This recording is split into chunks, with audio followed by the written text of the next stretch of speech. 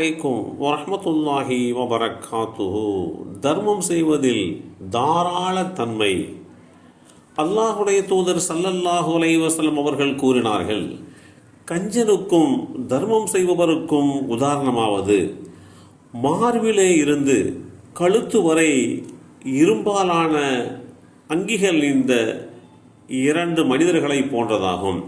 தர்மம் செய்பவர் தர்மம் செய்யும் பொழுதெல்லாம் அவருடைய அங்கி விரிந்து விரல்களை மறைத்து கால்களை மூடி தரையில் இழுபடும் அளவுக்கு விரிவடையும்.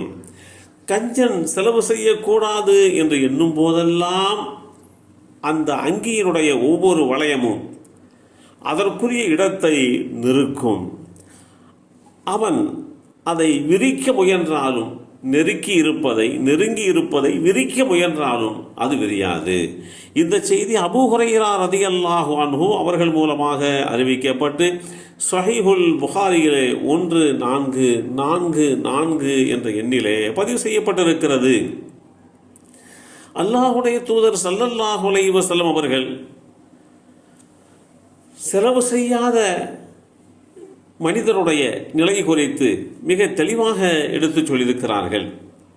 ஒரு மனிதர் அல்லாஹ் தனக்கு தந்திருக்கக்கூடிய பொருளாதாரத்திலே இருந்து தனக்கு போக மீதம் உண்டானதை தாராளமாக மற்றவர்களுக்கு கொடுக்க வேண்டும் என்கின்ற நிலைப்பாட்டை உருவாக்கி தந்திருக்கிறார்கள். அந்த அடிப்படையிலே ஒரு மனிதர் இந்த உலகத்திலே வாழ தலைப்படுகின்ற போது அவருடைய பொருளாதாரம் வளர்ச்சி அடைகிறது என்பதோடு மாத்திரமல்லாமல் அவருடைய பொருளாதாரத்திற்கு பாதுகாப்பும் கிடைக்கிறது. அல்லாஹுடைய தூதர் ஸல்லல்லாஹு அலைஹி வஸல்லம் அவர்கள் சொன்னார்கள், ஒவ்வொரு நாள் காலையிலேயும் வானவர்கள் பூமிக்கு வருகிறார்கள்.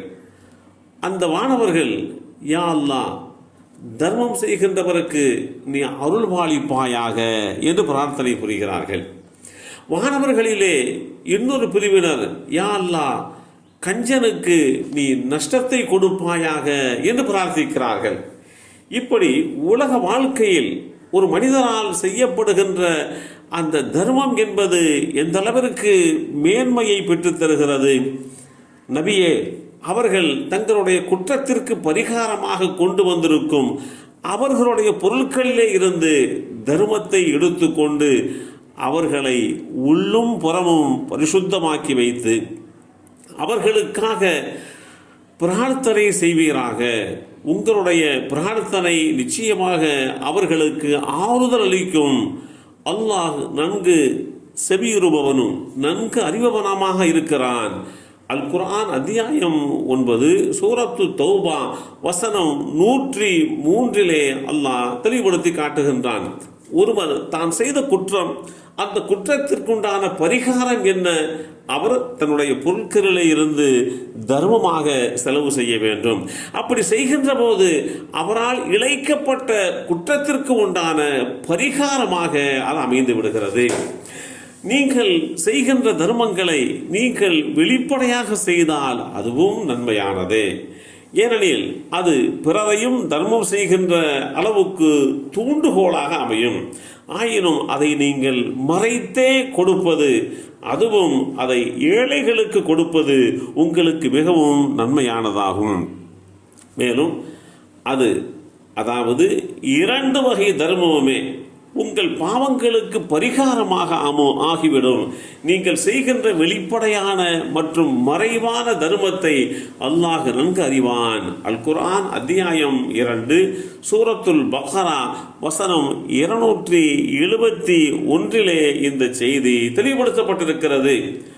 ஒரு மனிதர் உடல் ரீதியாக செய்கின்ற வணக்க வழிபாடுகள் இருக்கிறது.